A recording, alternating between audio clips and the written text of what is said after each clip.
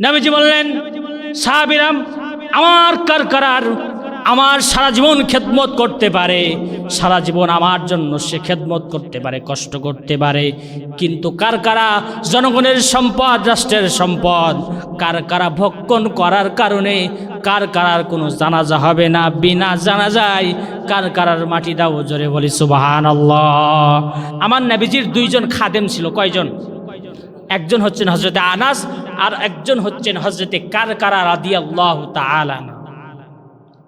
দুইজন খাদেম ছিলেন আমার নবীজির জীবন দশায়, এই দুইজন খেদমত করেছিলেন। হযরতে কারকারা রাদিয়াল্লাহু তাআলা যখন মারা গেলেন, শোনেন, মন দিয়ে শোনেন, যারা মানুষের জনগণের সম্পদ যারা নিজেরা ভক্ষণ করেন, শাস্তি শোনেন। হযরতে কারকারা রাদিয়াল্লাহু তাআলা তার গোটা জীবন আমার নবীজির খেদমতে কাটায় দিয়েছেন। হযরতে কারকারা রাদিয়াল্লাহু তাআলা যখন মারা গেলেন, মারা যাওয়ার সাথে সাথে আমার নবীজির কানে সংবাদ আসলো কারকারা দুনিয়া থেকে বিদায় হয়ে গেছে। আমার নবীজি তার জানাজায় যাওয়ার জন্য প্রস্তুতি নিলেন। হযরতে জিবরিল আমিন আসলেন, এসে বললেন, ইয়া রাসূলুল্লাহ, ইয়া হাবিবাল্লাহ, ওই ব্যক্তি সারা জীবন আপনার খেদমত করেছে, কিন্তু আল্লাহ রাব্বুল আলামিনের পক্ষ থেকে আদেশ হলো আপনি নবী কারকারার জানাজায় উপস্থিত হতে পারবেন না, তার জন্য দোয়া করতে পারবেন না, এবং সাহাবীদেরকে বলে দেন সাহাবীরা যেন কারকারার জানাজায় উপস্থিত না হয়, তার জন্য যেন দোয়া না করে। নবীজি বললেন, ভাই জিবরাইল, কিসের জন্য আল্লাহ রাব্বুল আলামিন তার জানাজা পড়তে আমাকে নিষেধ করেছেন? আর যদি জিবরিল আমিন বললেন, ইয়া রাসূলুল্লাহ, ইয়া হাবিবাল্লাহ, কারকারার জানাজা আল্লাহ রাব্বুল আলামিন কি জন্য পড়তে নিষেধ করেছেন আপনি কারকারার বাড়িতে গিয়ে খোঁজ নিয়ে দেখেন। বাসায় গেলেন, কারকারার স্ত্রীর কাছে গিয়া নবীজি বললেন, ও কারকারার স্ত্রী, কারকারা কি নামাজ আদায় করতে? হ্যাঁ, নামাজ আদায় করতো। ভালো কাজ করতে? হ্যাঁ, ভালো কাজ করতো। কোনো খারাপ কাজ কারকারা করতো না। তাহলে কারকারায় জানাজা আসার জন্য আল্লাহ রাব্বুল আলামিন কেন নিষেধ করলেন, কেন মানা করলেন? হযরত নবীজির প্রশ্নের জবাবে কারকারার স্ত্রী বলতেছেন, ইয়া রাসূলুল্লাহ, আমার স্বামী কারকারা তার জীবন দশায় আমার দেখা চোখে কোনো গুনাহ করে নাই, কোনো খারাপ কাজ করে নাই, তবে তার জীবন দশায় একটা খারাপ কাজ সে করে গিয়েছে। ঘরের ভিতরে গেলেন, ঘরের ভিতরে গিয়া কারকারার স্ত্রী একটা সুন্দর জুব্বা নিয়ে আসলেন। জুব্বাটা দেখে আমার নবীজি চিনতে পারলেন। নবীজি বললেন, কারকারার স্ত্রী, এই জুব্বা তোমার ঘরে কিভাবে আসলো?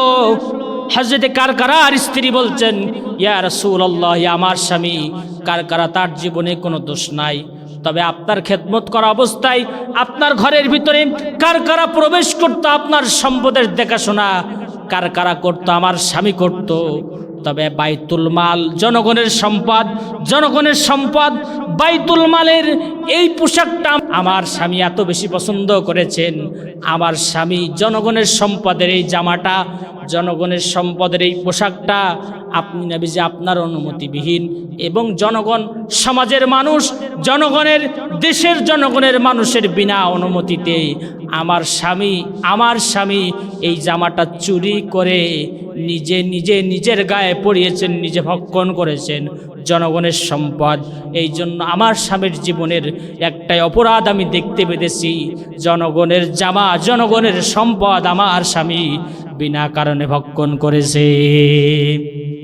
নবীজি বললেন, সাহাবীরাম আমার কারকারার আমার সারা জীবন খেদমত করতে পারে, সারা জীবন আমার জন্য সে খেদমত করতে পারে, কষ্ট করতে পারে, কিন্তু কারকারা জনগণের সম্পদ, রাষ্ট্রের সম্পদ, কারকারা ভক্ষণ করার কারণে কারকারার কোনো জানাজা হবে না, বিনা জানাজায় কারকারার মাটি দাও। জোরে বলি সুবহানাল্লাহ। যে সমস্ত নেতারা জনগণের সম্পদ খায়, বাজেট একটা আসছে 10 জনের 15 জনের গ্রামবাসীর, ওইটা নিজের নামে লিখে দেয়, নিজে ভক্ষণ করে, এমন নেতা সমাজে আছে না নাই? জোরে বলেন, আছে না নাই? ওরা আল্লাহ নবীজির খেদমত করার পরেও যদি ওই ব্যক্তিকে আল্লাহ রাব্বুল আলামিন মাফ না করে, তাহলে তুমি কোন সদুমধু? ঠিক কিনা বলেন আমার ভাইরাম?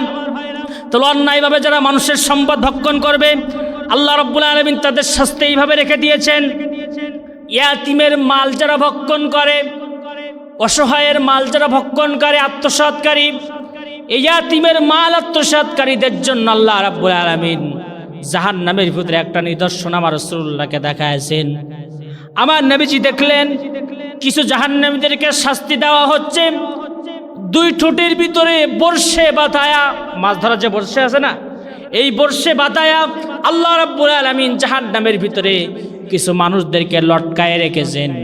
আমার নবীজি জিজ্ঞেস করলেন, ইয়া আখি জিব্রাইল, ও ভাই জিব্রাইল, বর্ষে দিয়া ওই সমস্ত ব্যক্তি ঠোঁটে ঢুকায়া আল্লাহ রাব্বুল আলামিন কেন এদেরকে লটকায় রেখেছেন?